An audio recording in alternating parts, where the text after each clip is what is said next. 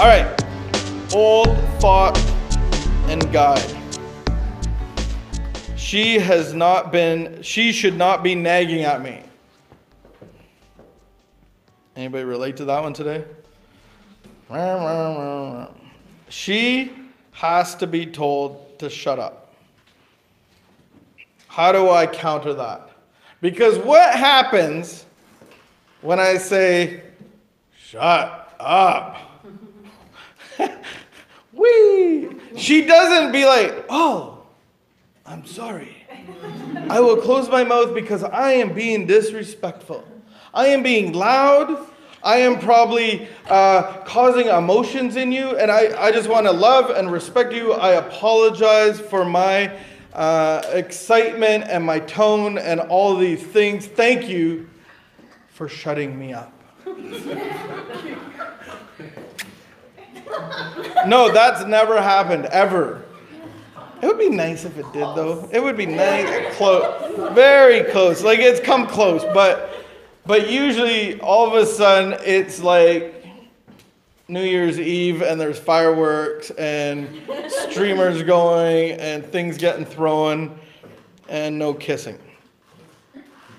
New thought encounter. She's nagging at me. There's a reason. Like 99.9% of the time, there's usually a reason for that kind of behavior. I said, why are the women nodding? Oh, because it says she. I'm going to change this. This is racist. He should not be nagging at me. All the guys are like, they. No. We got to.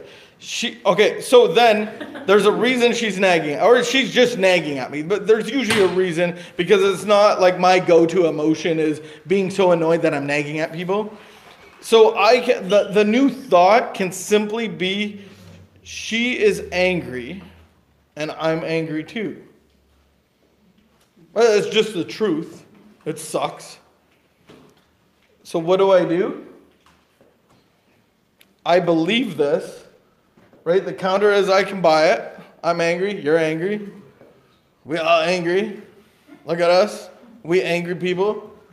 Right? I can believe it. I can accept it. It's pretty easy. And then what do I do to it now? And then I'm assertive. So what do I do assertively? I count, you count. So I will suggest, because I'm so mature, I will suggest a quick timeout to give us a cool down period. Right? We just need a timeout. So that's an action.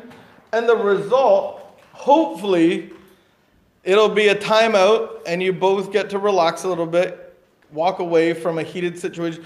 I know if you were arguing for more than 10 minutes, I know this for a fact. If you're arguing, going back and forth, and I say, what are you arguing about? You'd be like, I don't know. I can't put my finger on it, but it's something to do with him. And you probably can't even, you don't even know why. Because it's digressed so far. And you've defended, and you've accused, and you've cursed, and you said you'll never, and it's just, what's the point of, is that a great result? Is that a great way to function? Like, it's okay if it happens once a month, or, hey, whoa. I wasn't implying it. All right, moving on. Wow. Here we go. Old tape. Here we go. Focus. Moving on. Don't get distracted. Things are win or lose. I need to win. I cannot lose. Right? That's coming from somewhere. That's coming from a family of origin. That's coming from sport. That's coming from a coach. That's coming from somewhere. Right? I have to prove myself. I don't lose. Pushing gets me what I want.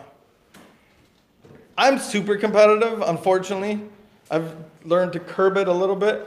But, and if you know me, I'm not a scholar. Like, I'm not a wordsmith at any level. But when it comes to Scrabble, I'm competitive. Like, and I do what I gotta do to get those triple word scores. Because I know if I get those, I'm in it. And I got 3 4-letter words all day long, and I'll still win.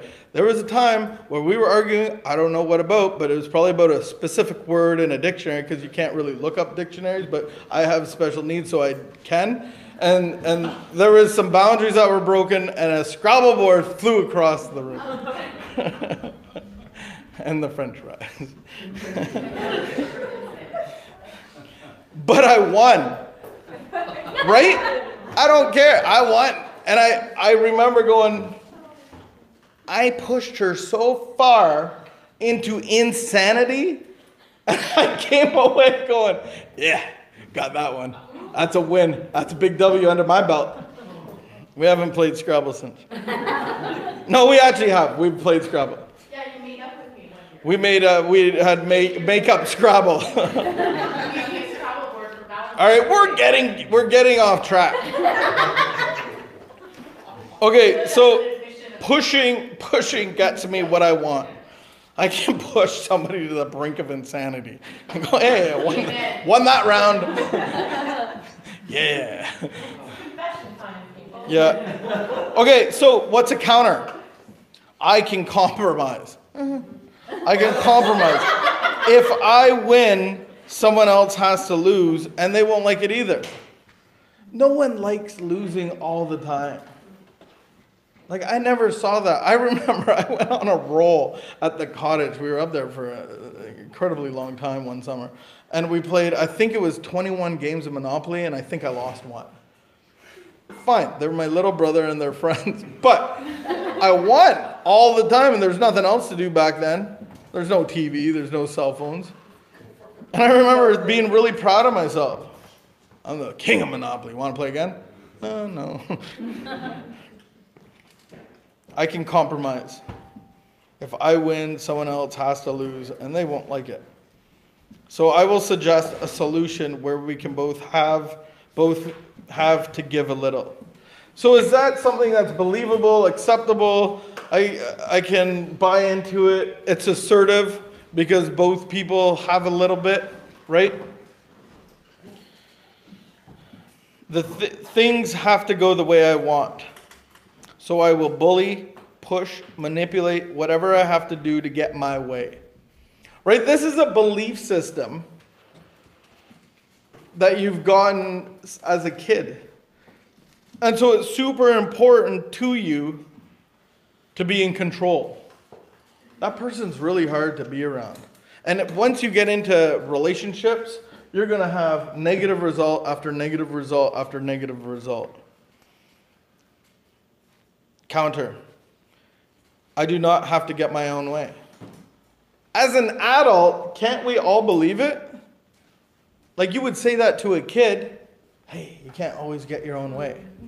You can't always win. Is that okay? A little kid would be like, yeah. Adult. I can handle it if someone does not cooperate. So I will listen and see what they want and see if I can compromise. So see how the counter was believable, acceptable, assertive, and it was to do. So you got 2 things there. I don't always have to get my own way, and I will see if we can compromise. Isn't that beautiful? Okay, old tape. Do exactly what I want, even if I do not tell you what it is. All right. Remember this one, guys? Just do what I'm projecting on you. You read my mind. Where do you want to go eat? I don't know. Right? And it's like this built in, like you should already know the answer. If you loved me, you would already know what to do, and you would already have these things planned out. Do exactly what I want, even if I don't tell you what it is. I will yell at you if you get it wrong. Right? That's a great argument that goes down. So, new thought and counter guide.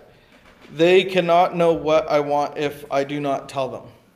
Right? Communication, 101 communication between an employer and an employee.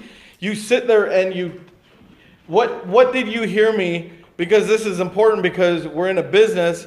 What did you hear me ask you to do? How did you hear me close the store? There's usually like a list of directions. There's communication. There's a list of things to do, right? We can communicate that, no problem. But in a relationship with our own wounding, right?